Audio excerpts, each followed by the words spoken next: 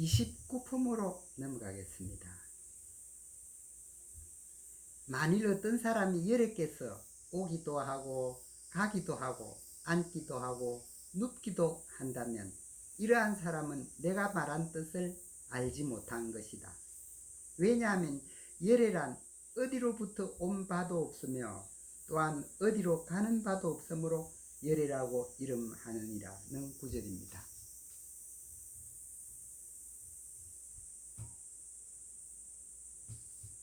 여기서 열애는 진리와 하나 된 사람으로 진리와 다르지 않습니다. 더욱이 진리는 일체를 부정한다고 하였습니다. 그러므로 진리는 오는 것도 부정하고 오지 않는 것도 부정하며 가는 것도 가지 않는 것도 부정하며 앉는 것, 앉지 않는 것도 부정하며 눕는 것, 눕지 않는 것도 모두 부정합니다. 어느 것도 취하거나 버리지도 않으므로 여여부동한 것입니다. 그러므로 열애는 온 바도 안 온 바도 없으며 가는 바도 없고 가지 않는 바도 없으므로 열애라고 이름하는 것입니다. 여기서 열애라고 이름한다는 뜻은 일체를 부정하는 진리로 되면은 열애조차도 허망한 것이 되므로 열애라는 이름도 붙일 수 없다는 뜻입니다. 이 말은 열애가 없다는 뜻은 아닙니다. 일단 진리가 되면은 일체를 부정하기 때문에 열애라는 이름도 붙일 수 없게 되고 결국 열애란 말이나 글로 표현할 수 없는 것을 나타내고 있기 때문입니다. 이 말이나 글로 표현할 수 없는 진리, 곧 열애가 현재 우리가 배우고 있는 부분입니다. 다음은 30품으로 넘어가겠습니다. 이 삼천대천세계를 부숴 작은 티끌로 만든다면 이 작은 티끌이 많으냐? 예, 대단히 많습니다. 왜냐하면 이 작은 티끌이 참으로 있는 것이라면 부처님께서 이 작은 티끌이 많다고 하지 않았을 것입니다. 왜냐하면 작은 티끌은 이름뿐이기 때문입니다는 구절입니다. 여기서 작은 티끌이 참으로 있는 것이라면 하고 언급하였는데 이 말의 뜻은 다음과 같습니다. 이 세상 모든 것은 진리와 다르지 않으며 진리는 유무한 몸으로 나타낼 수 있었습니다. 이 유무한 몸은 유무불이와 같은 말로 어떤 조건 하에서도 유와 무를 분리할 수 없다는 의미였습니다. 그러므로 삼천대천세계를 아무리 잘게 쪼개어서 아무리 작은 티끌로 만들더라도 티끌이 있는 한 유무한 몸은 변하지 않는 진리라는 뜻이 됩니다. 이와 같이 이 세상 모든 것, 즉 일체법은 본디 진리와 다르지 않습니다. 그러므로 본디 일체법에도 진리와 같이 일체를 부정하는 것입니다. 그러므로 일체법은 많다는 것도 부정하고 적다는 것도 부정합니다.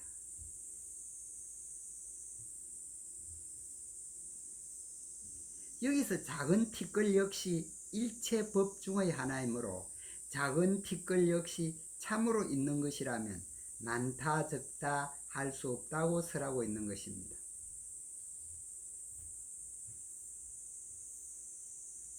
작은 티끌 역시 진리요 일단 진리가 되면 일체를 부정하므로 작은 티끌도 이름뿐인 것이라고 설하고 있습니다. 진리는 일체를 부정하기 때문에 이름조차도 붙일 수 없는 것이라는 뜻입니다. 그 다음 구절로 넘어가겠습니다. 열애께서 말씀하신 삼천대천세계도 곧 세계가 아니라 그 이름이 세계입니다. 왜냐하면 만약 세계가 참으로 있는 것이라면 바로 일합상이지만 열애가 설하신 일합상은 일합상이 아니라 그 이름이 일합상인 것입니다. 는 구절입니다. 우리는 필수이치에서 유무한 몸 혹은 유무분리의 진리를 예를 들어 설명하였습니다. 여기서 유무한 몸은 유와 무를 따로 나눌 수 없다는 의미였습니다. 본문에서 일합상이란 유와 무가 한 덩어리인 진리를 가리키는 말입니다. 다시 말하면 유라는 상이 하나요, 무라는 상이 하나인데 이 두 개의 상이 한 몸이 되어 유무한 몸이 되었으니 일합상인 것입니다. 즉 일합상은 진리의 다른 이름입니다. 일체법이 진리와 다르지 않기 때문에 삼천대천세계도 진리와 다르지 않습니다. 더욱이 일단 진리가 되면 어떤 이름도 붙일 수 없기 때문에 삼천대천세계도 일합상도 진리를 벗어난 허망한 것으로 이름뿐인 것입니다. 다음 구절로 넘어가겠습니다.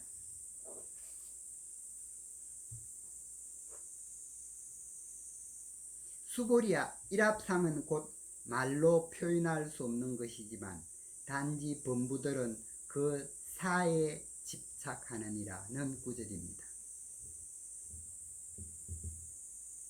우리가 유무한 몸의 진리라고 할 때 유무한 몸 중의 무가 진리의 본체에 상당하며 이것을 리라고 부르고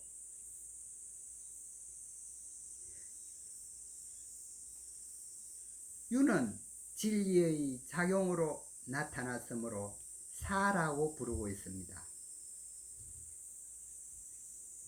그러므로 유무한 몸은 유와 무가 항상 상호 변환하는 것이기 때문에 일반적으로 이사무예라고 부르고 있습니다. 즉 이 일합상인 진리는 이사무예로 일체를 부정하므로 어디에도 걸림이 없는 것이지만은 중생들은 진리요 일합상인 이사무예는 보지 않고 사, 즉 이 세상 모든 것만 실체라고 오해하여 이 세상 모든 것에 탐착하고 구속되어 해탈하지 못한다고 부처님이 안타깝게 생각하고 있는 것입니다.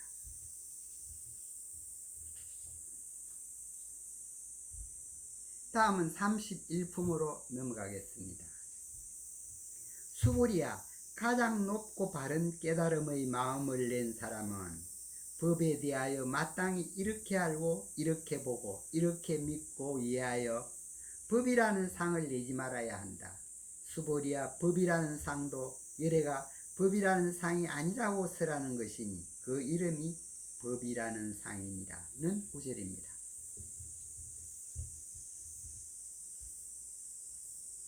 여기서 가장 높고 바른 깨달음은 진리와 다르지 않다고 하였습니다. 또한 이 문장 중에 마땅히 이렇게 알고 이렇게 보고 이렇게 믿고 이해한다는 것의 의미는 다음과 같습니다. 즉 진리는 일체를 부정하므로 일체의 생각 혹은 상에 집착하지 않아야 한다는 것입니다. 그러므로 법이라는 상, 곧 일체법이 있다 없다는 생각을 내지 말아야 한다고 설하고 있습니다. 일체의 상이나 생각 혹은 관념은 일체를 부정하는 진리에서 벗어난 허망한 것이기 때문에 이름뿐인 것입니다.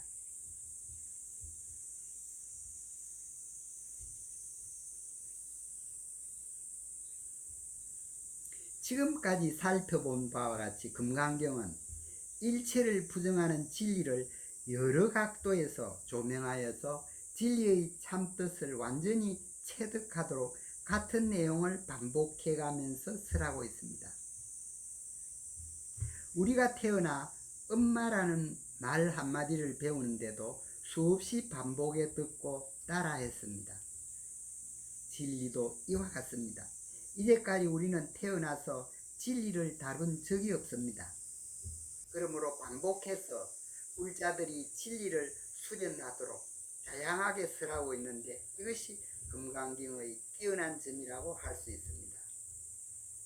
진리를 알고 나면 금강경도 그렇게 어려운 경전이 아님을 곧 알 수 있습니다. 진리를 체득하여 곧 성불하시길 기원합니다. 그 다음에는 32품 마지막 품으로 넘어가겠습니다. 어떻게 남을 위해 해설해야 하는가? 설명해 준다는 관념에 집착하지 말고 여여부동해야 한다는 구절입니다. 여기서 해설한다는 것은 진리의 해설을 말합니다. 그런데 진리는 일체를 부정하므로 정해진 법이 없는 것입니다. 그러므로 정해진 법이 없다는 것을 설하되 설한 것도 부정하지 않으면 안 됩니다. 그러므로 정해진 법이 없음을 설하되 설한 바가 없도록 무의로 설하여 언제나 여여부동하여야 한다고 설하고 있는 것입니다. 무의로 설하면 설하지만 설한다는 생각이 남아있지 않으므로 하되 한 것이 없게 되기 때문입니다. 그 다음 구절로 넘어가겠습니다. 왜냐하면 일체 유의법은 꿈과 같고 환상과 같고 물거품 같고 그림자 같으며 이슬과 같고 또한 번개와 같으니 응당 이와 같이 관할지니라는 구절입니다. 여기서 유의법은 인연 따라 생멸 변화하는 이 세상 모든 것, 즉 일체법을 말합니다. 한편 무의법은 인연에 의지하지 않아서 생멸 변화에 초연하여 상주 불변하는 법을 말합니다. 즉 진리를 말합니다. 우리가 견문각지하는 만유가, 우리가 느끼는 만유가 모두 유의법입니다. 그러므로 본문에서는 인연 따라 변하는 이 세상 모든 것은 허망한 꿈 같은 것이라고 설하고 있습니다. 그러나 이 말은 이 세상이 허망한 세상이라는 의미는 아닙니다. 이 세상 모든 것은 진리의 작용 배타에 의해서 한 생각 따라, 즉 내 소원대로 진리가 둔갑하여 나타나는 것이요, 나타난 모든 것, 즉 일체법이 진리가 둔갑한 것이므로 진리와 다르지 않기 때문입니다. 그러므로 이 세상 두두물물이 열애이므로 이 세상이 그대로 불국토인 것입니다. 좀 더 자세히 설명하면 다음과 같습니다. 이 세상 모든 것, 곧 무상하게 변하는 일체법은 본디 유무한 몸인 진리로 태어났습니다. 그러므로 이 세상 모든 것, 즉 일체법은 진리로서 일체를 부정하므로 생사도 부정하고 움직임도 부정하고 인연도 부정하므로 여여부동한 것입니다. 그러나 인간이 일체법을 보면 다음과 같이 보입니다. 즉 한 생각 따라서 유무한 몸인 일체법이 유로 나타나 보이기도 하고 무로 나타나 보이기도 합니다. 유무한 몸인 진리로 보이지 않는다는 것입니다. 이것은 우리의 눈의 잘못이 아니라 진리의 둔갑술이 너무나 뛰어나기 때문입니다. 이와 같이 우리 눈에 보이는 유나 무는 인연 따라 시시각각 생멸하고 변하는 것으로 보이고 느껴집니다. 더욱이 우리 눈에 보이는 유나 무가 진짜라고 오해를 하면 모든 것에 집착하고 탐착하여 괴로움을 자초하게 됩니다. 본래 유무한 몸이 둔갑해서 유나무가 나타났으므로 유나무도 유무한 몸이기 때문입니다. 다시 말하면 진리의 눈으로 보면 우리 눈에 보이는 변화하는 일체법이 그대로 여여부동한 진리인 것입니다.